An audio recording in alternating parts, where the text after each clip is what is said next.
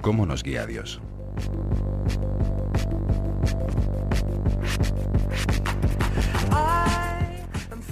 Cuando comenzamos a tener una relación con Dios, es normal preguntarse cómo nos guía en nuestra vida.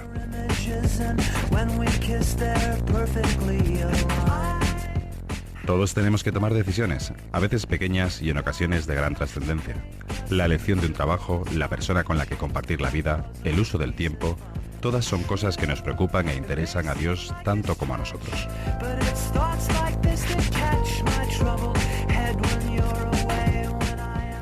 Es entonces cuando surge la necesidad de preguntarse cómo nos guía Dios, para estar seguros de que es su voz la que seguimos entre tantas voces de las que está llena nuestra vida.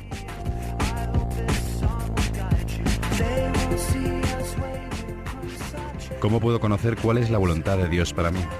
¿De qué maneras puedo esperar que Dios se comunique conmigo? ¿Dónde puedo escuchar a Dios hablarme?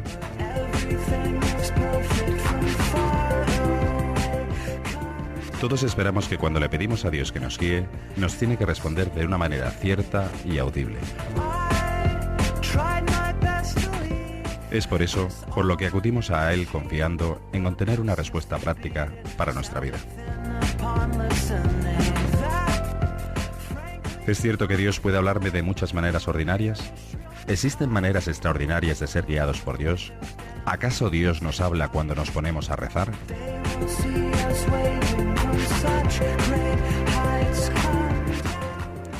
En un mundo en el que son tantas las voces que nos quieren hablar, hemos de aprender qué hacer para escuchar la voz de Dios.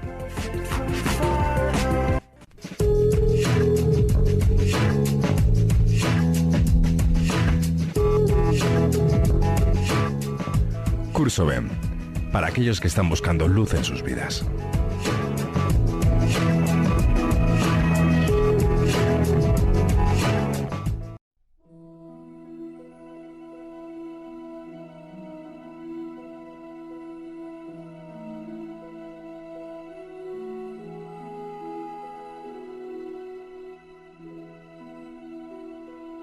¿Cómo nos guía Dios?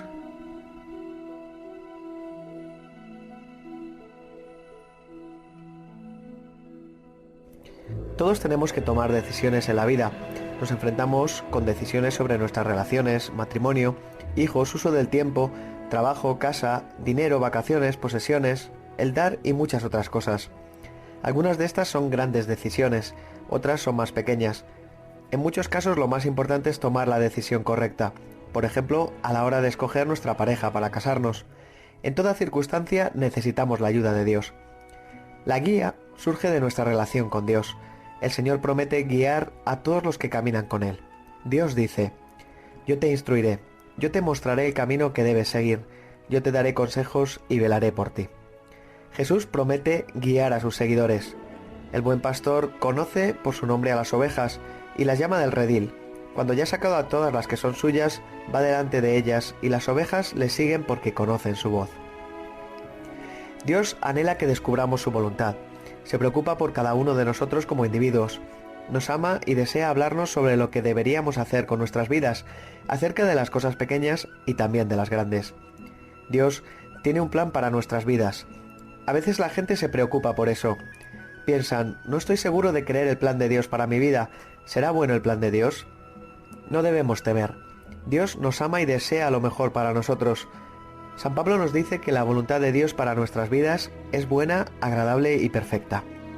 Él dijo a su pueblo a través del profeta Jeremías: porque yo sé muy bien los planes que tengo para vosotros, planes de bienestar y no de calamidad, a fin de daros un futuro y una esperanza. Dios dice: ¿no os dais cuenta de que tengo un plan realmente bueno para vuestras vidas? Tengo preparado algo realmente maravilloso. Este clamor del corazón de Dios surgió porque vio la confusión en la que estaba su pueblo cuando no siguieron sus planes. Estamos rodeados de personas cuyas vidas están en desorden. Frecuentemente la gente dice, después de convertirse a Jesús: desearía haberme hecho cristiano 5 o 10 años antes, mira mi vida ahora, antes era un desastre. Si queremos saber los planes que Dios tiene para nosotros, necesitamos preguntarle sobre ellos. Dios le advirtió a su pueblo que no se embarcara en planes sin consultarle. Jesús fue el ejemplo supremo en hacer la voluntad de su Padre. Él estaba guiado por el Espíritu de manera constante y solo hizo lo que vio hacer a su Padre. Cometemos errores porque no consultamos con Dios. Elaboramos un plan y pensamos, yo quiero hacer esto, pero no estoy muy seguro de que Dios quiere que lo haga. Creo que es mejor no preguntar en caso de que esa no sea su voluntad para mí. Dios nos guía cuando estamos preparados para hacer su voluntad en vez de insistir en que la nuestra es la correcta. Dios guía a aquellos cuya actitud es como la de María. He aquí la esclava del Señor, hágase en mí según su palabra. En el momento en el que estamos preparados para hacer su voluntad, Él empieza a revelarnos sus planes para nuestras vidas. Dice la Biblia en el Salmo 37, encomienda al Señor tu camino, confía en Él y Él actuará. Nuestra parte es encomendar al Señor la decisión y luego confiar en Él. Después de haber hecho esto, podemos esperar que Él actúe. Si damos por hecho que deseamos hacer lo que Dios quiere que hagamos, ¿en qué forma debemos esperar a que Él nos hable y nos guíe? Dios nos guía de diversas formas. A veces nos habla a través de alguna de las maneras que mencionaremos enseguida, otras veces a través de una combinación de ellas. Por medio de las Escrituras. Como hemos visto, la voluntad general de Dios para toda persona en todo lugar y en cualquier circunstancia es revelada en las Escrituras. Estas nos dicen lo que Dios piensa acerca de una amplia variedad de temas. Por la Biblia sabemos que algunas cosas están mal, así que podemos estar seguros de que Dios no nos guiará a hacer esa clase de cosas. A veces un hombre casado pudiera decir, me he enamorado de otra persona, nos queremos mucho, siento que Dios me está llevando a dejar a mi esposa y empezar una nueva relación. Pero Dios ya dejó clara su opinión cuando dijo, no cometerás adulterio. Podemos tener la seguridad de que Dios no nos guiará a cometer adulterio. Algunas veces la gente se siente guiada a ahorrar dinero dejando de pagar los impuestos, pero Dios ha dejado claro que debemos pagar cualquier impuesto que nos corresponda. En estos y otros muchos aspectos, Dios ha revelado su voluntad general. No necesitamos pedir su guía, porque Él ya la ha dado. Si no estamos seguros de si la Biblia dice algo con respecto a un asunto, quizás debamos pedir consejo a alguien que conozca más la Biblia que nosotros. Una vez que descubrimos lo que la Biblia dice, no necesitamos buscar más. Aunque la voluntad general de Dios se encuentra revelada en la Biblia, no siempre somos capaces de encontrar allí su voluntad para nuestras vidas. Como hemos visto, la Biblia nos dice que es su voluntad general que la gente se case. Aunque permanecer soltero es una gran vocación, es la excepción y no la regla. Pero la Biblia no nos dice con quién debemos casarnos. Como vimos en el programa sobre la Biblia, Dios habla hoy a través de las Escrituras. Es posible que mientras leamos, Él nos hable. El salmista dice, tus leyes son también mis consejeros. Eso no significa que encontraremos la voluntad de Dios al abrir la Biblia al azar y leyendo a ver qué dice. Más bien, a medida que desarrollamos el hábito del estudio de la Biblia de forma regular y metódica, empezamos a darnos cuenta de lo extraordinario que es el hecho de que la lectura del día parece ser la más apropiada para las circunstancias particulares en las que nos encontramos. A veces, un versículo parece saltar de la página hacia nosotros y sentimos que Dios nos habla por medio de él. Mucha gente, como San Agustín, ha experimentado la voluntad de Dios en sus vidas gracias a un solo versículo de la Biblia que les habló directa y personalmente.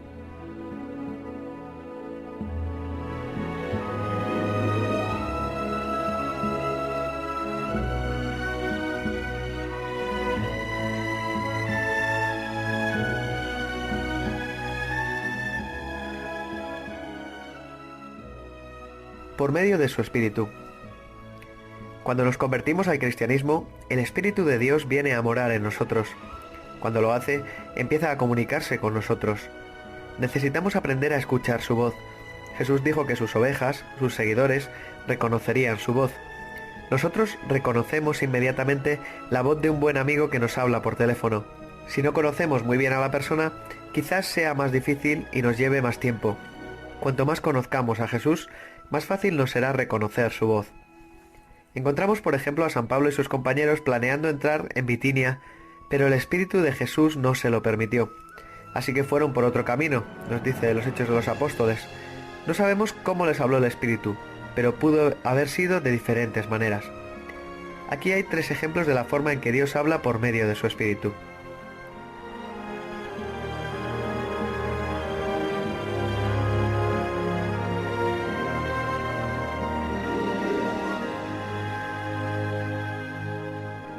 A menudo Dios nos habla cuando oramos. La oración es una conversación bilateral. Supongamos que voy al médico y le digo: doctor, tengo varios problemas.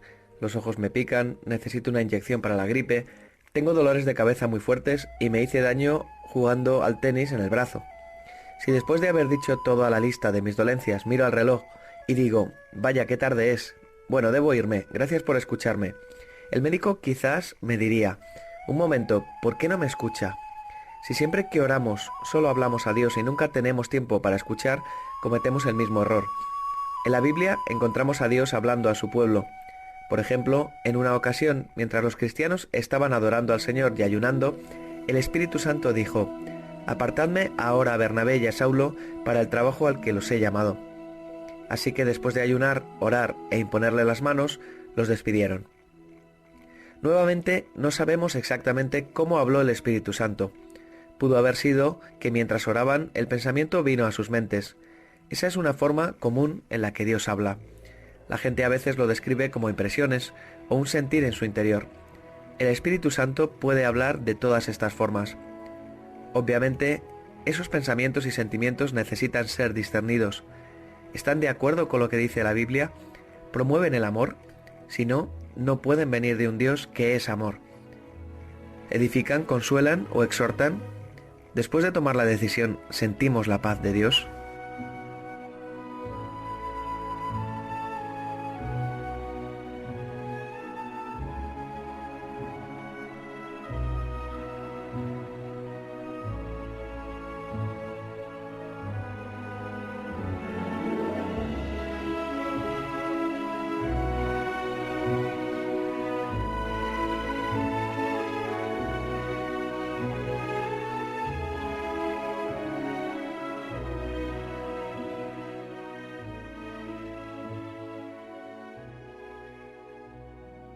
A veces Dios nos habla dándonos el deseo ardiente de hacer algo.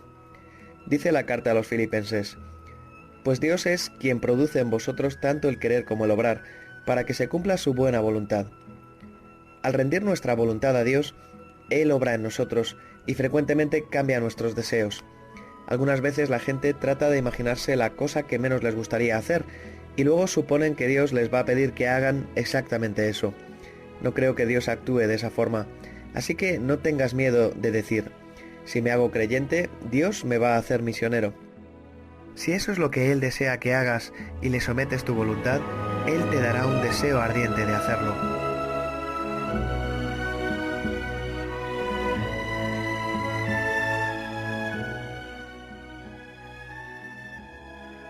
A veces Dios nos guía de las maneras más extrañas.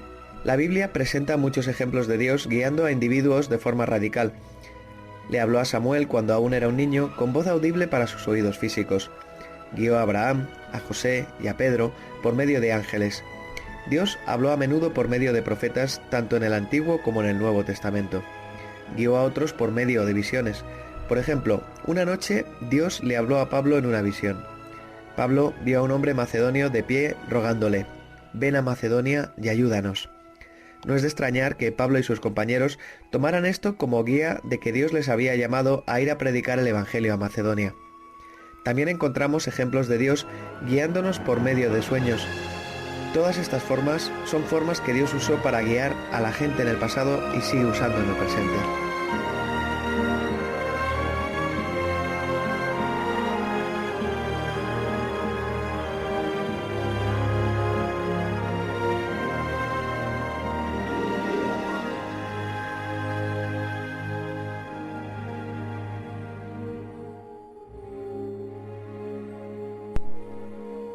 El sentido común.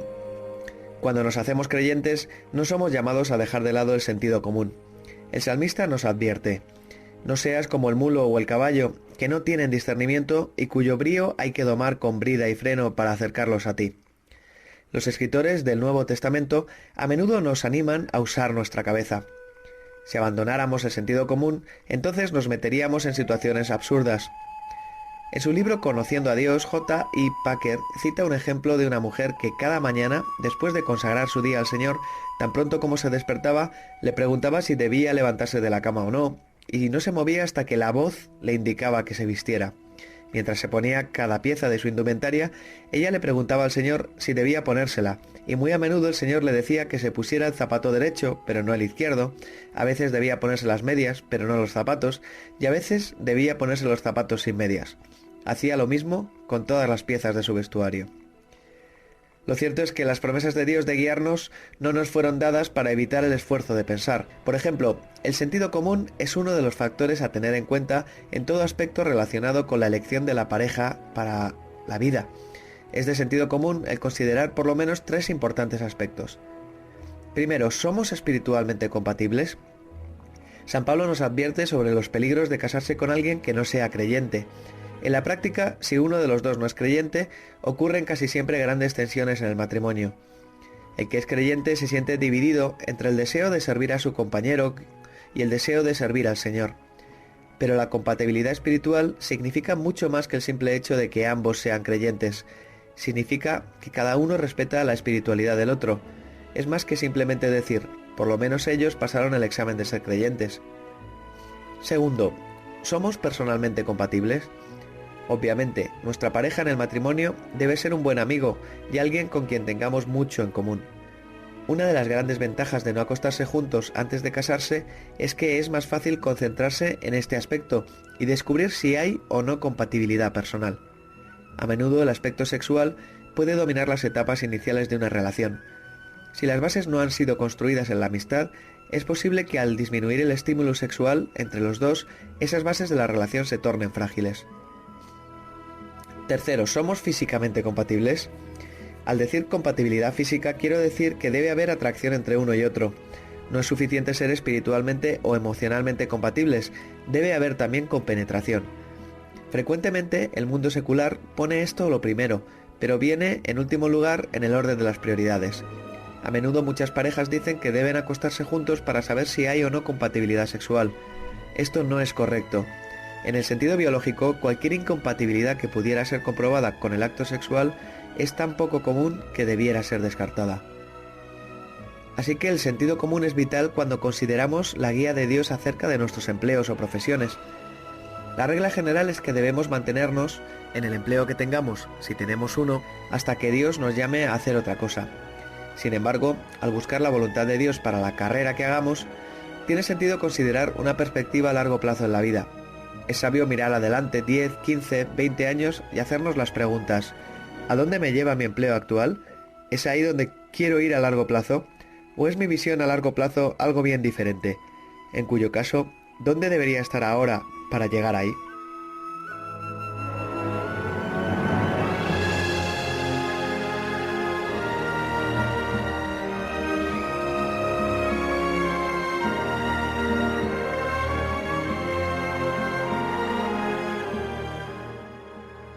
El consejo de otros creyentes. El libro de los Proverbios está lleno de recomendaciones para buscar consejos sabios.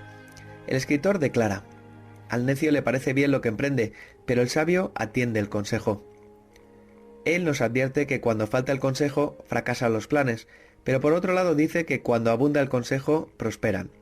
Así que nos urge: afirma tus planes con buenos consejos. Aunque buscar consejo es importante, necesitamos recordar que las decisiones finales son entre nosotros y Dios. Son responsabilidad nuestra. No podemos dejar esa responsabilidad en manos de otros o culparlos si las cosas no salen bien. El de otros creyentes es parte de la guía, pero no es la única. Algunas veces podría ser correcto avanzar a pesar del consejo de otros. Si tenemos que tomar una decisión para la cual necesitamos un consejo, ¿a quién consultar? En general, los mejores consejeros son los creyentes devotos, personas con sabiduría y experiencia a quienes respetamos. También es sabio buscar el consejo de nuestros padres, a quienes debemos honrar, aunque ya no estemos en edad de depender de su autoridad. Aunque no fueran creyentes, nos conocen bien y podrían a menudo contribuir con importantes ideas acerca de ciertas situaciones. No debemos elegir a las personas a quienes pedimos consejos basados en el criterio de que van a estar de acuerdo con lo que ya planeamos hacer. A veces uno ve a una persona consultando a muchos consejeros esperando finalmente encontrar a alguien que apoye sus planes. Tal consejo tiene poco peso y simplemente permite que la persona pueda decir: yo consulté a tal persona y estuvo de acuerdo. Nosotros debemos consultar a las personas con el criterio de su autoridad espiritual, como un sacerdote, o de su relación con nosotros, al margen de lo que creamos que será su punto de vista.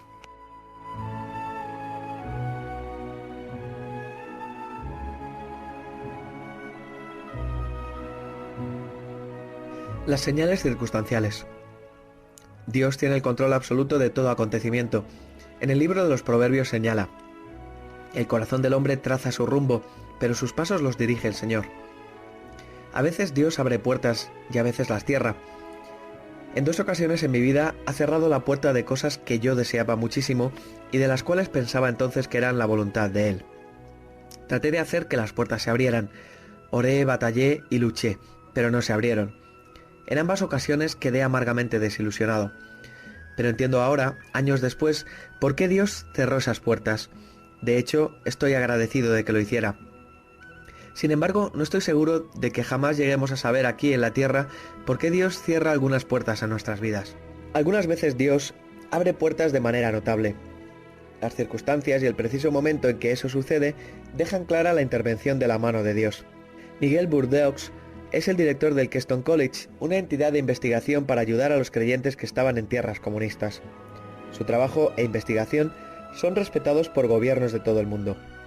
Estudió ruso en Oxford y el Dr. Cernov, su profesor de ruso, le envió una carta que había recibido porque pensó que le interesaría.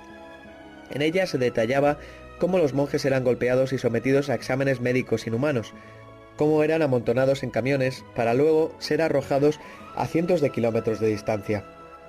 La carta estaba escrita llanamente, sin adornos, y mientras la leía, Miguel sintió que estaba escuchando la verdadera voz de la iglesia perseguida. La carta estaba firmada por Barabba y Pronina. En agosto de 1964, Miguel se fue de viaje a Moscú y en su primera noche allí se reunió con viejos amigos que detallaron cómo la persecución estaba empeorando. En particular, la antigua iglesia de San Pedro y San Pablo había sido destruida. Ellos sugirieron que él fuera a verlo por sí mismo. Así que tomó un taxi y llegó al atardecer. Cuando llegó a la plaza donde él recordaba que había una hermosa iglesia, no encontró más que una valla de 4 metros de altura que escondía los escombros de lo que antes había sido la iglesia. En el otro lado de la plaza, trepando por la valla, había 2 mujeres tratando de ver lo que había dentro.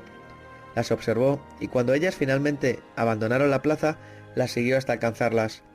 Ellos le preguntaron: ¿quién es usted?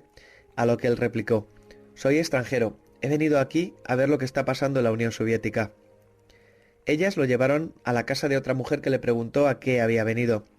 Él le dijo que había recibido una carta de Ucrania vía París. Cuando ella preguntó de parte de quién era esa carta, él respondió: Barabba y Pronina. Hubo un silencio. Se preguntó si había dicho algo malo. De pronto empezaron a sollozar descontroladas. La mujer dijo mientras señalaba: esta es Barabba y esta es Pronina. La población de Rusia supera los 140 millones de habitantes. Ucrania, lugar donde la carta había sido escrita, dista más de 1.300 kilómetros de Moscú. Miguel había llegado de Inglaterra 6 meses después de que la carta hubiera sido escrita. Él y las mujeres no se habrían conocido si cualquiera de ellos hubiera llegado a la iglesia demolida 1 hora antes o 1 hora después. Esa fue una de las formas a través de la cual Dios llamó a Miguel a iniciar el trabajo de su vida.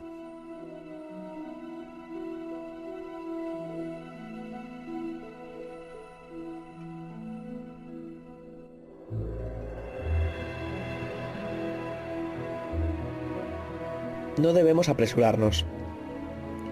Algunas veces la guía de Dios parece venir inmediatamente después de pedirla, pero a menudo lleva más tiempo, a veces hasta meses o años. Podemos tener la sensación de que Dios va a hacer algo en nuestras vidas, pero debemos esperar mucho tiempo antes de que se cumpla. En estas ocasiones necesitamos tener paciencia como la de Abraham, que después de esperar con paciencia, recibió lo que Dios le había prometido. Mientras esperaba, él estuvo a punto de cumplir la promesa de Dios por sus propios medios, con resultados desastrosos. A veces escuchamos a Dios correctamente, pero nos equivocamos respecto al tiempo. Dios habló a José en un sueño sobre lo que le sucedería a él y a su familia. Probablemente él esperaba un cumplimiento inmediato, pero tuvo que esperar años. Efectivamente, mientras esperaba en la prisión, le debió ser muy difícil creer que sus sueños serían cumplidos. pero 13 años después de su sueño original vio el cumplimiento de la promesa de Dios. La espera fue parte de la preparación. En ese aspecto de la guía, todos cometemos errores. En algunas ocasiones, como Abraham, tratamos de cumplir los planes de Dios por nuestros propios y equivocados métodos. Como José, nos equivocamos en el tiempo. A veces sentimos que hemos provocado demasiada confusión en nuestra vida como para que Dios tome alguna actitud. Pero Dios es más grande. Él es capaz de restituir los años que comió la langosta. Él puede transformar en algo bueno lo que aún queda de nuestras vidas, sea un periodo largo o corto, si le ofrecemos lo que tenemos y cooperamos con su espíritu. San Pablo comenta que Dios dispone todas las cosas para el bien de quienes lo aman, los que han sido llamados de acuerdo con su propósito. Mientras nosotros vacilantes hacemos nuestra parte buscando su voluntad para nuestras vidas, leyendo las Escrituras, escuchando la voz del Espíritu, pensando con sentido común, hablando con otros cristianos o mirando las señales circunstanciales y esperando, Dios viene y se sienta junto a nosotros en todas las cosas para hacer nuestro bien.